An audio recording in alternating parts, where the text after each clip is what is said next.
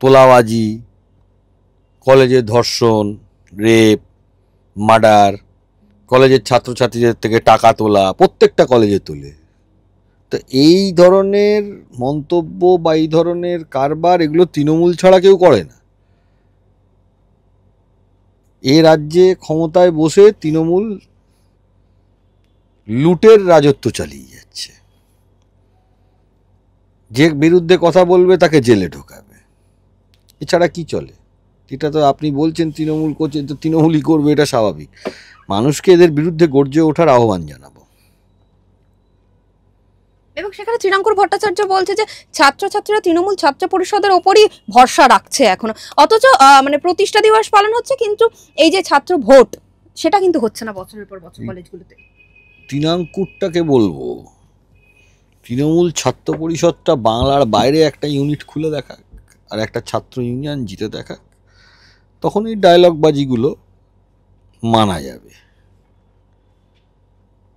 তৃণমূল ছাত্র পরিষদ মানে কলেজের তোলাবাজের একটা দল। দম থাকে পশ্চিমবাংলার বাইরে একটা কলেজ, ধরুন জওহরলাল নেহেরু বিশ্ববিদ্যালয়, দিল্লি বিশ্ববিদ্যালয়, মহারাষ্ট্রে মুম্বাই বিশ্ববিদ্যালয়, ভারতবর্ষের একটা কলেজ বাংলার বাইরে, বাংলাটাতে তো গায়ের জোরে হয়, এটা করে দেখাক, তারপরে এইসব তৃণাঙ্কুর ফিনাঙ্কুরের কথার আমি জবাব দেবো। এবং যেটা দেখা যাচ্ছে যে দাদা আগের দিনও দেখলাম বেলঘরিয়াতে যে ঘটনা ঘটেছিল, অধ্যাপককে চর মারা সে যে করেছে সেও তৃণমূল ছাত্র পরিষদ করে, এবং আজকেও যে ঘটনা করলো অধ্যাপকের বিরুদ্ধে সেখানেও কিন্তু তৃণমূল ছাত্র পরিষদ করে, সবটাই তৃণমূল ছাত্র পরিষদ জুড়ে। পুরো রাজ্য জুড়েই তো তৃণমূলের রাজত্ব চলছে। মস্তানি, কলেজের অ্যাডমিশন, চুরি, প্রশ্নপত্র বিক্রি, ব্ল্যাঙ্ক কাগজ, ব্ল্যাঙ্ক সাদা খাতায় চাকরি হয়ে যাওয়া, হয়তো তৃণমূল ছাড়া কে করে? অন্য রাজ্যের ব্যাপারে শুনতে পান হয় দুটো একটা ঘটনা ছাড়া? এটা প্রত্যেকটা ডিপার্টমেন্টে, প্রত্যেকটা স্তরে এর বিরুদ্ধে গর্জে ওঠার প্রয়োজনীয়তা হয়ে পড়েছে। বাংলা থেকে এদেরকে ঘাত ধাক্কা দিয়ে তাড়ানোর প্রয়োজনীয়তা হয়ে পড়েছে, যে জায়গায় এটা পৌঁছে যাচ্ছে দিনকে দিন। দেখুন, আমি অন্য রাজনৈতিক দল সম্বন্ধে একটি খারাপ কথাও বলি না তৃণমূল ছাড়া, এবং এটা আমি শেষ জীবন পর্যন্ত, শেষ নিঃশ্বাস পর্যন্তই বলবো, ভয় পাবো না। দাদা আমাদের পাড়া আমাদের সমাধান, মুখ্যমন্ত্রী ভোটের আগে যে প্রকল্প নিয়েছিল সেখানে দেখা যাচ্ছে যে পাড়ায় পাড়ায় সমাধানের বদলে বিক্ষোভ হচ্ছে, সমস্যা সামনে আসছে। দেখুন, পাড়ায় পাড়ায় সমাধানের যে বিষয়টা মুখ্যমন্ত্রী তুলে ধরেছেন, যেসব ওনার লোকজন আছে, ক্যাডার আছে, তাদের পকেটে কত টাকা ঢুকেছে তার বিষয়ে সমাধান উনি চান না। উনি পয়সা দিয়ে ভোট কেনেন, নইলে পুজোর সময় কেউ টাকা বিলিয়ে বেড়ায় না ক্লাবগুলোকে। এর বিরুদ্ধে আমাদের প্রতিবাদ। যারা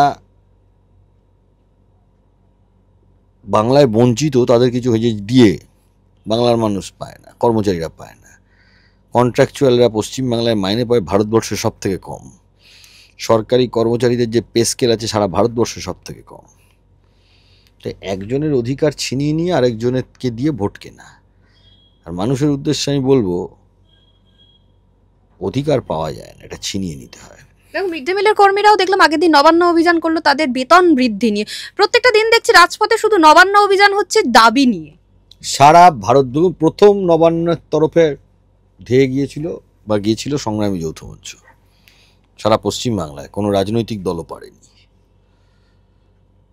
যা কিছু হচ্ছেই নবান্ন থেকে।